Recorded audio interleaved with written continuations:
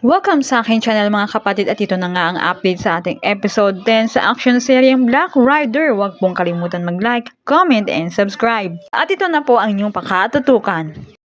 Sa stasyon naman ng pulis, kausap ni Chief Ricarte ang isang kasama ni Paeng na isang ring pulis. Tinanong ito ni Ricarte kung saan huling nakita itong biktima na si Raul Mendoza. Sabi ng pulis ay yun daw ang pinagtataka nila dahil sa pagtatanong nila ay hindi raw ito umuwi sa asawa niya. Huli raw ito nakita sa opisina ni General Policarpio. Dagdag pa ng pulis na pag-alaman nila na dating pulis itong si Raul at sa Ermita ang kanyang estasyon at lagi itong agul.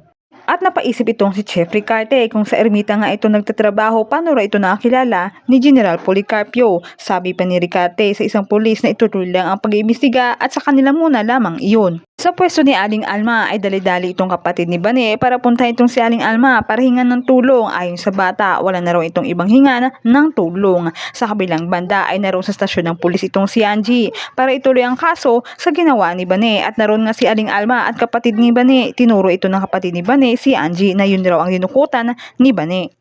Nang makita ito ni Aling Alma ay sinabi niya kilala niya raw ito at kinausap niya itong si Angie para pakiusapan ni atras na lang ang kaso kay Bane. Dahil sa pakiusap ni Aling Alma ay pumayag itong si Angie at pinakawalan na itong si Bane. Nagpasalamat naman itong si Bane kay Aling Alma at nangako na ito na magbabago at niyaya ni Aling Alma na kumain sa bahay nila.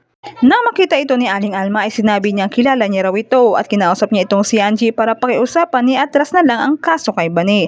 Dahil sa pakiusap ni Aling Alma ay pumayag itong si Angie at pinakawalan na itong si Bane. Nagpasalamat naman itong si Bane kay Aling Alma at nangako na ito na magbabago at niyaya ni Aling Alma na kumain sa bahay nila. Sa lugar nila Bane ay pinaghahanap ito ng kapitbahay niya dahil pinagbintangan itong si Bane na siyang umano nagnakaw ng relo na nawawala sa kanila. At syempo ang tatay nila ang pinagtanungan ng kapitbahay nila at nagalit itong ama nila dahil hindi daw naniniwala sa pagpinagbibintang ng mga ito. Kaya pinaalis niya ito at hindi naman nakinig ang mga lalaki at pinagtulungan nila ang matanda. Sa bahay nila Aling Alma ay masayang kumakain ng magkakapatid at naabutan ito ni Elias at nagtanong ito kung anong pinagagawa ng magkapatid doon.